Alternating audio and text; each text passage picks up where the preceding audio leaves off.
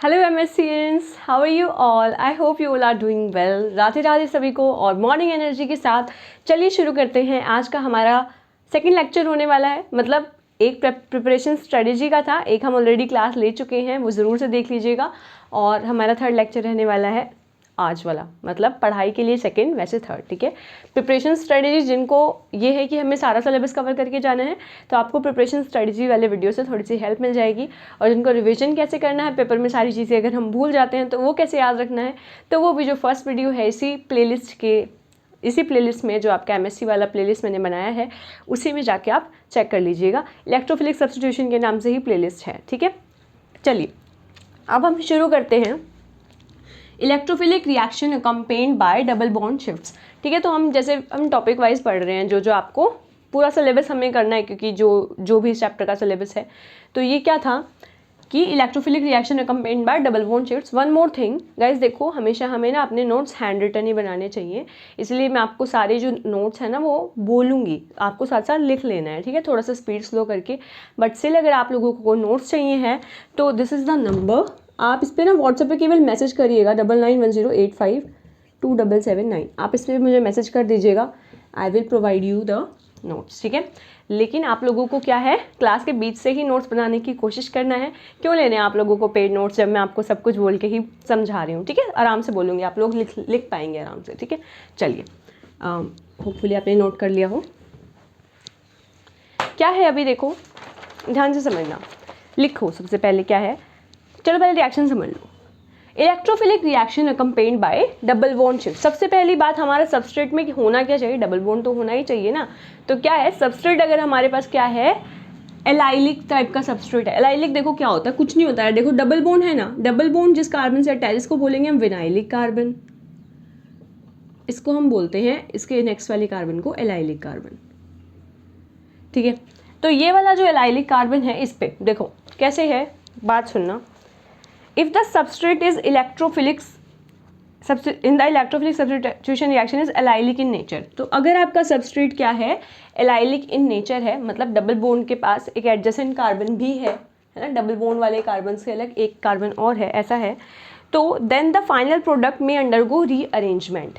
तो जो final product आएगा ना, वो कैसे आएगा, रीअरेंजमेंट करके, जो हम बनाने वाले हैं, which is quite similar to the allylic rearrangement in nucleophilic substitution. देखो सबसे ज़्यादा ना हम SE को ना SN रिएक्शन से कंपेयर करे जा रहे हैं, तो वही बात इन्होंने बोली है। जिनको लिखना था वो लिख लें। ठीक है, अभी हम देखते हैं हमें रिएक्शन करनी कैसे है। क्या होगा गाइज, देखो सबसे पहले ये जो लिविंग ग्रुप है ना, तो ये जाएगा।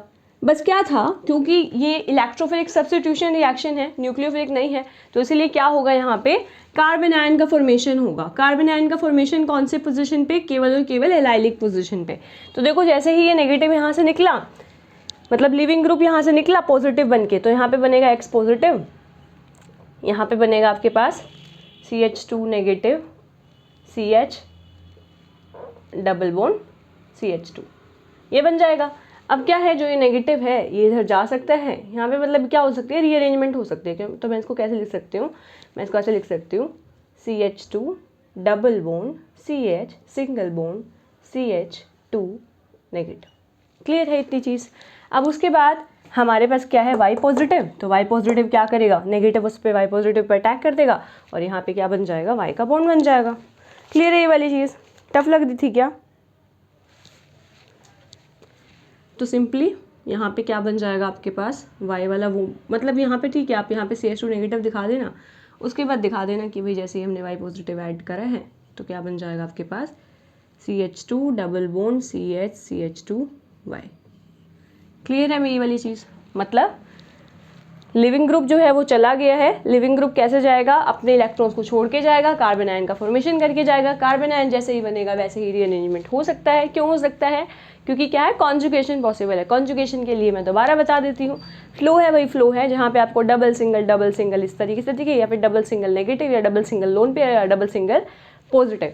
जैसे कि यहाँ पे क्या है, डबल सिंगल नेगेटिव चार्ज यहाँ पे आ जाएगा, तो इसीलिए क्या हो गया, ये कॉन्जुगेशन में चला जाएगा। कॉन्जुगेशन में जा सकता है, इस तरीके से रीअरेंजमेंट रिएक्शन दिखाएगा। ये दोनों क्या है, एक तरीके से हम इनको आपस में रीअरेंज करवा सकते हैं। और साथ में मैंने यहाँ पे क्या किया है, Y पॉजिटिव को ऐड करवा के सीधा सीधा हमने बना दिया है। क्लियर है ये वाली चीज़? टफ तो नहीं लग रहा था? चलो अच्छी बात है, लिख लिया हमने ऑलरेडी। जिन्होंने नहीं लिखा है एक बार दोबारा से वीडियो बैक करके ना लिख लो।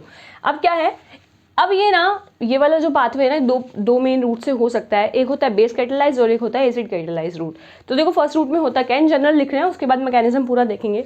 देखो टू मेन रूट में से one is analogous to SE1 and second involves the attack of E। जैसे हम क्या करते थे यार, देखो SN1 रिएक्शन में कैसे क्या होएगा, SN1 रिएक्शन में क्या होता था, लिविंग ग्रुप लीव फर्स्ट, उसके बाद क्या होता था, सेकंड स्टेप में इलेक्ट्रोफाइल अटैक करता था। जबकि SE2 रिएक्शन में क्या होता था कि एक ही सिंगल स्टेप प्रोसेस होता था। उसमें क्या होता था, सिंपल, पहले न्यूक्लियोफाइल अप्रोच करता था, उसके बाद क्या होता था, इलेक्ट्रोफाइल साथ साथ निकल जाता था। तो ये ट्रांजिशन स्टेट काइंड ऑफ बनता था। इसमें इंटरमीडिएट बनता था 1 वाले में इंटरमीडिएट बनता था, 2 वाले में ट्रांजिशन स्टेट बनता था। अब देखो तो सिमिलरली जैसे SN1 में होता था वैसा ही SE1 में होता है, वैसा ही इसी वाले रूट में होगा। क्या, डबल बॉन्ड शिफ्ट में। देखो सबसे पहली बात है कि सबस्ट्रेट तो ऑफकोर्स ही बात है कि आपको डबल बॉन्ड शिफ्ट करवाने के लिए डबल बॉन्ड तो होना ज़रूरी है। तो आपके पास होना तो एलाइलिक कार्बन ही चाहिए। मान लीजिए आर कोई एलाइलिक कार्बन है, उस पर कोई लिविंग ग्रुप लगा हुआ है, तो कैसे टूटेगा, लिविंग ग्रुप इस तरीके से जाएगा जैसे SE में होता था, है ना, नेगेटिव इस तरीके से आता है। देखो यार, एक होती है SN रिएक्शन, एक होता है SE रिएक्शन। SN क्या होता है, न्यूक्लियोफिलिक सब्स्टिट्यूशन। उसमें क्या होता है, न्यूक्लियोफाइल का अटैक होता है। मान लो RX है, उसमें लिविंग ग्रुप आता है इस तरीके से। SE वाले में क्या होता है, RX, तो लिविंग ग्रुप कैसे जाएगा, इस तरीके से। मतलब यहाँ से बनेगा कार्बोकेटायन प्लस X नेगेटिव, और यहाँ से बनेगा कार्बो एनायन और X पॉजिटिव। इतना क्लियर है ना? चलो ये मैंने बता दिया क्योंकि मुझे लग रहा था कि कहीं आप लोग कंफ्यूज ना कर रहे हो। अब देखो समझियो, ये 2 स्टेप प्रोसेस होगी। फर्स्ट वाला क्या होता है, रेट डिटरमाइनिंग स्टेप होता है।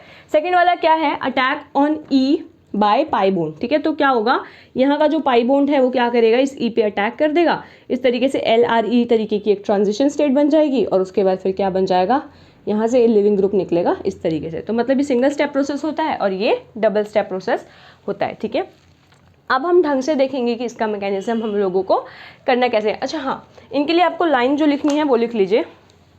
देखो इसमें क्या लिखोगे, 1 इज एनालोगस टू SE1, इतना जो लिखा हुआ है इसमें लिखो लिविंग ग्रुप डिटैच्ड फर्स्ट, है ना, या फिर leaving group leaves first, giving a resonance stabilised allylic carb anion which attack the electrophile. ठीक है, the second one involve the initial attack on E by the pi bond to yield a carbocation which loses X from new alkene unit। ठीक है, इसको देख लेना यार और आपको पता चल जाएगा कि मैंने क्या लिखवाया है। ओके, अब क्या है आपके पास लिखना, क्योंकि यार MSc दे रहे हो तो आपको लिखना तो पड़ेगा ही। अब हमारा base catalyse double bond migration होगा और क्या है, acid catalyse double bond migration होगा। बेसिकली ये जो रूट्स है ना, ये मैंने इन जनरल बताए हैं। अगर आपको 2-3 नंबर में क्वेश्चन देखने को मिल जाता है, सिर्फ इसका ब्रीफ पूछा जाता है, तो आप ये वाली चीज़ें लिखेंगे। लेकिन अगर आपसे प्रॉपर मैकेनिज्म के साथ प्रॉपर रूट्स पूछ लिए जाएँ तो आप ये वाले रूट्स लिखेंगे, base catalyse and acid catalyse वाला, जो अभी मैं आपको करवाऊंगी। ठीक है, अच्छा चलो ये तो समझ ही लेते हैं। बेस कैटेलाइज में क्या है, रीअरेंजमेंट रिएक्शन होगा। देखो पहले मैं आपको समझाती हूँ, थ्योरी तो हम लोग लिख ही लेंगे, है ना। थ्योरी में ना इतना कुछ खास होता नहीं है यार। सबसे मेन होता है कि हमें ना चीज़ें समझ आनी चाहिए कि हम एग्जाम में किस तरीके से अप्रोच करके लिख के आएंगे क्वेश्चन को। देखो सबसे पहली बात तो क्या है, रीअरेंजमेंट रिएक्शन होगी। मतलब क्या है, बाहर से कुछ ऐड नहीं होगा, बाहर से कुछ भी ऐड नहीं होगा।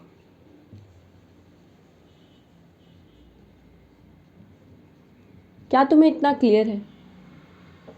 मतलब ना कोई इलेक्ट्रोफाइल आना है, ना कोई, मतलब कुछ भी नहीं आएगा। विद इन द रिएक्शन सब कुछ होगा। जैसे कि आपके पास फर्स्ट मैकेनिज्म दे रखा है दिस वन, इसको मैं इरेज करूँ नीचे से, इसका कोई काम नहीं है क्योंकि फिलहाल के लिए। देखो इस तरीके से मैंने एक एलाइलिक कार्बन ले लिया, क्योंकि डबल बॉन्ड वाला कार्बन होना बहुत ज़रूरी है। देखो ये विनाइलिक वाला है और ये वाला एलाइलिक वाला है, एक कार्बन और इसका एक्स्ट्रा है। ठीक है, इसका वैलेंसी पूरा कर सकते हैं हम, CH3 CH2 CH CH2 इस तरीके से करके। ठीक है, अब यहाँ पे क्या है, हमारे पास एक बेस है। ठीक है, क्योंकि क्या है, बेस कैटेलाइज्ड रिएक्शन। अब ध्यान से समझना, कैटेलिस्ट का काम क्या होता है कि वो सिर्फ और सिर्फ क्या करवा देता है, rate of the reaction, speed of the reaction को इन्हांस करवा देता है। वो इनिशियल और फाइनल प्रोडक्ट पे कोई भी फ़र्क नहीं डालता। और कैटेलाइज वो है जो थोड़े से अमाउंट में डालते हैं और रिएक्शन होने के बाद आप उसको वापस से निकाल भी सकते हैं एज इट इज़। तो मतलब क्या है, बेस बेशक से आपको दिख रहा है, मैम आप कह रहे थे कुछ डालना नहीं है, कुछ निकालना नहीं है। देखो बेस दिख रहा है पर ये एज इट इज़ आपको प्रोडक्ट में मिल जाएगा। तो ना तो बेस खर्च हुआ, ठीक है ना लूज़ हुआ है ना गेन हुआ है, जो यूज़ कर रहे हो वही वाला क्या है वापस से मिल जाएगा। ठीक है, क्लियर है। अब देखो हमें करना कैसे है। सबसे पहले देखो बेस है, बेस का काम क्या होता है, H पॉजिटिव को निकालना। ठीक है, तो H पॉजिटिव ये निकालेगा कहाँ से, सबसे पहली बात तो ये है मैम आपने ना पता है क्या किया था, आपने ना लास्ट वाले कार्बन से इसमें से H मतलब लिविंग ग्रुप निकाला था। लिविंग ग्रुप तो H भी हो सकता है, तो ये वाला निकाल देंगे, ये भी तो CH3 है, वो भी CH3 था। तो मेरे प्यारे बच्चों बहुत ही ध्यान से सुनो, फर्स्ट स्टेप आपका यही है कि आपको एलाइलिक कार्बन का ही हाइड्रोजन निकालना है, बस इतना पता होना चाहिए आपको। ठीक है, तो क्या है, प्रोटॉन का जो एब्स्ट्रैक्शन होगा ना वो एलाइलिक पोजीशन से होगा, वो और किसी पोजीशन से मत करिएगा, क्योंकि देखो प्रोटॉन का एब्स्ट्रैक्शन, अब देखो बेस है वो तो किसी पे भी अटैक कर सकता है, आपका दिमाग ऐसे भी तो सोच सकता है। सो वाई दिस वन, और ये तो ना एंड वाला है ना स्टार्टिंग वाला है, तो हम क्यों सोचे, तो क्योंकि हम क्या पढ़ने वाले हैं, हमने पहले ही देखा है कि हम क्या कर रहे हैं, एलाइलिक शिफ्ट जो है वो हम देख रहे हैं। एलाइलिक हमारा सबस्ट्रेट होना चाहिए, मतलब एलाइलिक कार्बन पे ही अटैक होगा। देखिए यहाँ पे 20 कार्बन और एक्स्ट्रा दे रखे हो, जो डबल बॉन्ड वाले कार्बन के नेक्स्ट या फिर एडजेसेंट कार्बन है उसी पे अटैक होगा। देखना हम कैसे करेंगे। बेस है जो वो सिंपली क्या करेगा, H पॉजिटिव एब्स्ट्रैक्ट करेगा यहाँ से। ठीक है, तो क्या हो जाएगा, मैं समझ नहीं पा रही हूँ, ऐसे लिख देती हूँ, CH negative, CH3 as it is, C double bond CH2। Clear है, ये आ गया हमारे पास पहला स्टेप। अब उसके बाद देखना ये जो नेगेटिव है, रीअरेंजमेंट रिएक्शन तो हो सकती है। ठीक है, रीअरेंजमेंट के लिए हम कौन सा सिंबल लगाएंगे, ये वाला। इसमें क्या हो जाएगा आपके पास, CH3 CH double bond CH single bond CH2 negative. Clear है, ये वाली चीज़ आई आपको, एक सेकेंड दिख रहा है ना साइड वाला, इन केस नहीं दिख रहा हो तो अब दिखेगा। ठीक है, अब ये वाली जब चीज़ है, अब इसके बाद देखो क्या हो जाएगा, अब है मेरे पास L पॉजिटिव। ठीक है, मतलब कोई ना कोई क्या आ रहा है आपके पास, पहले हमारा सॉरी वेट, माइक का वायर है ना यार, ये कहीं भी उलझ जाता है भाई। हाँ जी, तो ये आपका क्या हो गया, ये आपका फर्स्ट स्टेप हो गया। अब देखो सेकंड स्टेप में आप लोग को क्या करना है,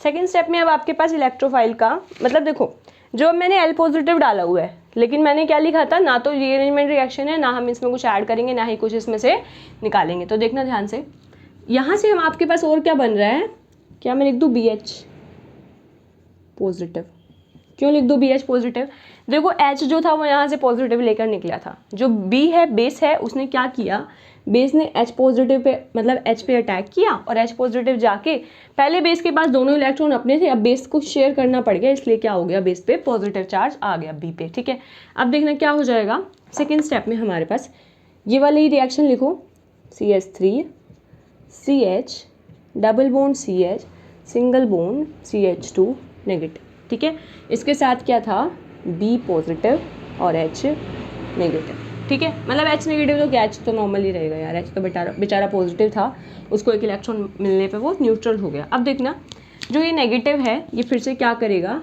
ये अटैक कर देगा H पे, बेस अपना इलेक्ट्रॉन वापस ले लेगा, और क्या हो जाएगा ये CH3 single bond CH double bond CH single bond CH3।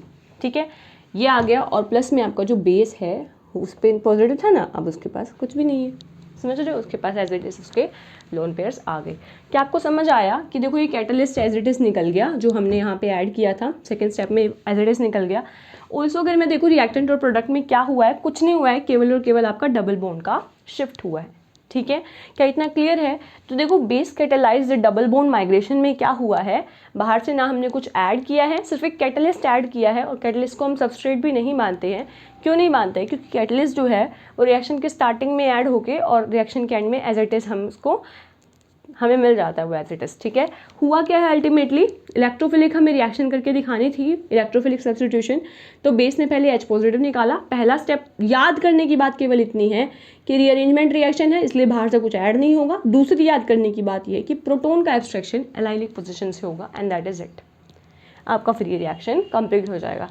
इसमें लाइन लिखो जो लिखनी है आपको, first pathway is the base catalyzed double bond migration where, तो फर्स्ट पाथवे में हमने क्या देखा है, base catalysed double bond migration देखा है, where an equilibrium mixture of isomers is obtained with stable configuration as major product. ठीक है, तो मेजर प्रोडक्ट कौन बनेगा, जिसकी कॉन्फिगरेशन जो है वो ज़्यादा स्टेबल होगी। ठीक है, क्लियर है ये वाली बात।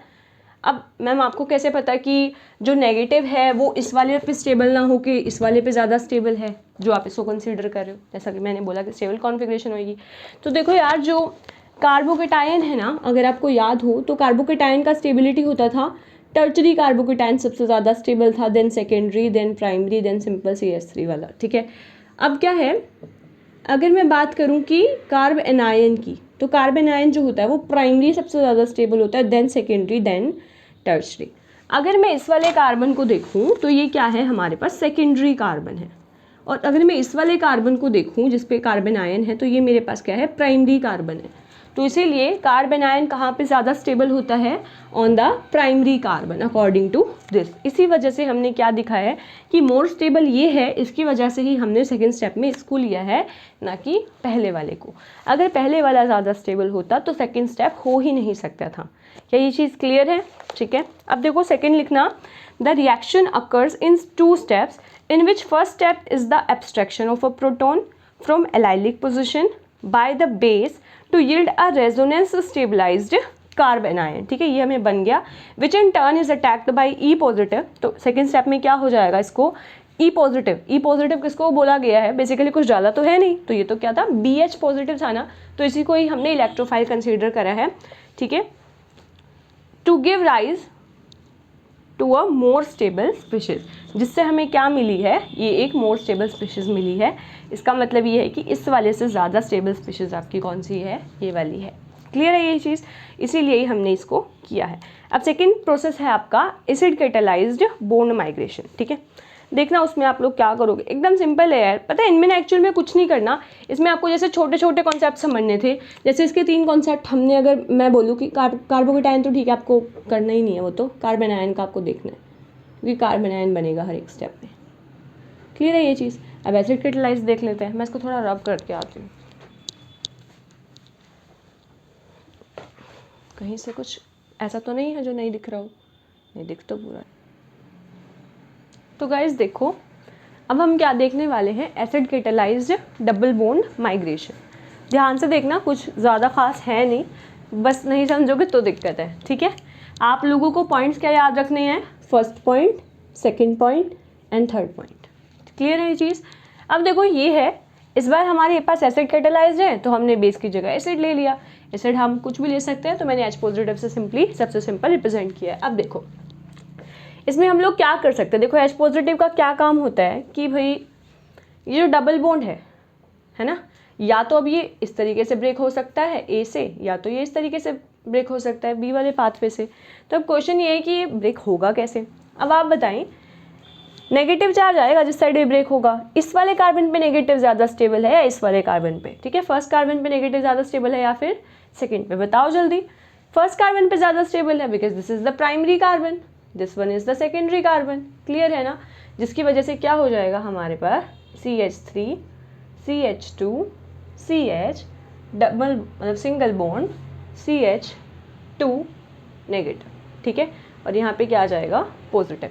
ये बस आपको समझाने के लिए दिखा रही हूँ, नहीं तो आपको सिंपल फर्स्ट स्टेप में ही इसको क्या कर देना है, नेगेटिव है ना, ये negative H positive pay attack करके क्या बना देगा यहाँ पे H। क्लियर है ये वाली चीज़। अब क्या हो जाएगा, ये आपका बन गया आपके फर्स्ट स्टेप में। ठीक है, या फिर आप इसको ऐसे भी देख सकते हो, बिकॉज सेकेंडरी कार्बोकेटायन जो होता है वो ज़्यादा स्टेबल होता है कंपेयर टू द प्राइमरी, इस वजह से इस तरीके से टूटा। नहीं तो क्योंकि हम कार्बन आयन का कंसीडर करें, इसलिए आप कार्बन आयन का स्टेबिलिटी देख लीजिएगा। अब हमारे पास स्टेप 2 क्या है, CH3 CH2 CH CH3 positive. ये है ना, देखो स्टेप 2 में क्या हो जाएगा, देखो हमें क्या बनाना था, अल्टीमेटली स्टेबल कॉन्फ़िगरेशन बनानी थी। तो देखो स्टेबल में जैसे ये है ना, इसी तरीके की स्पीशीज मिलेगी, जैसे कि ये और ये हमें मिली है, इस तरीके की स्पीशीज मिलने वाली हैं। तो देखो कैसे, अब देखो कौन सा वाला जो हाइड्रोजन है वो लीव करेगा। तो हमने देखा था कि जो एलाइलिक वाला हाइड्रोजन होता है ना, वही लिविंग ग्रुप होता है। तो देखो ये बना एलाइलिक। अब बोलोगे मैम अब तो ये एलाइलिक नहीं है, लेकिन आपको इसी तरीके से याद रखना है, नहीं तो फिर से आप क्या करोगे, यहीं से हाइड्रोजन निकाल के ना और वही वाला सेम स्पीशीज बना दोगे। अब देखो आपको एक चीज़ ना याद रखनी है गाइस, सबसे पहली बात तो जो बॉन्ड अभी रिसेंटली बना है ना, उस बॉन्ड को हम एज इट इज ना तभी की तभी नहीं तोड़ते, ठीक है। एक तो आप ऐसे भी याद रख सकते हो क्योंकि अभी इसका बॉन्ड बना है, तो इसको अगले ही स्टेप में आप नहीं तोड़ोगे।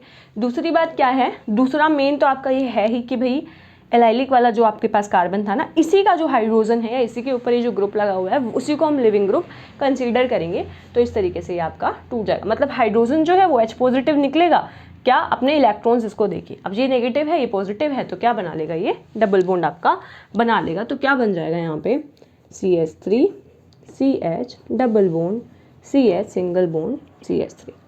क्लियर है, सबका वैलेंसी पूरा हो गया ना। और प्लस में H पॉजिटिव जो है वैलिडेज निकल गया, क्योंकि था तो ये भी क्या, कैटलिस्ट।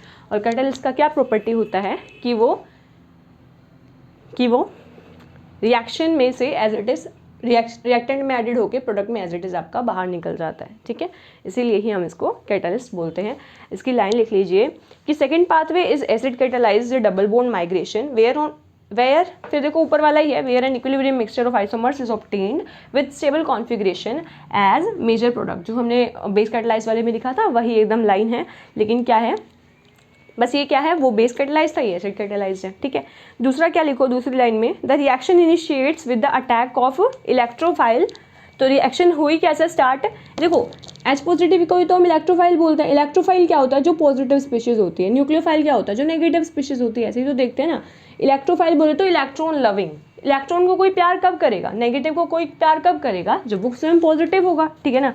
तो इसलिए हम क्या लिखेंगे यहाँ पे, the reaction initiates with the attack of electrophile on the pi bond. तो पहले इलेक्ट्रोफाइल का अटैक होगा पाई बॉन्ड पे, इन्होंने नहीं इलेक्ट्रोफाइल तो अटैक ही नहीं कर सकता, देखो with the attack of E on pi bond, नहीं with the attack of pi bond on E, ठीक है ना। अटैक कौन कर रहा है, पाई बॉन्ड कर रहा है ई पे।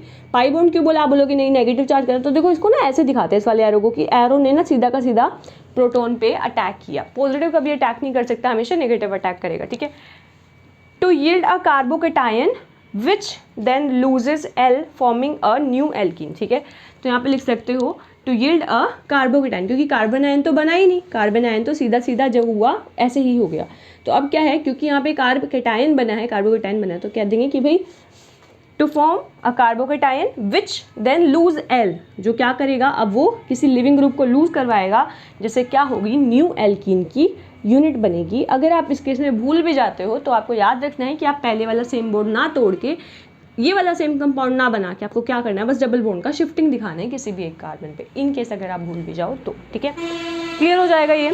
अब हम पढ़ेंगे अफेक्ट क्या क्या होते हैं सबस्ट्रेट के, लिविंग ग्रुप के, है ना, या फिर सोलवेंट पोलैरिटी के ऑन द रिएक्टिविटी, ठीक है। छोटा सा ही टॉपिक है, ज़्यादा टफ है नहीं। आई होप अभी तक तो आपको टफ लग नहीं रहा होगा,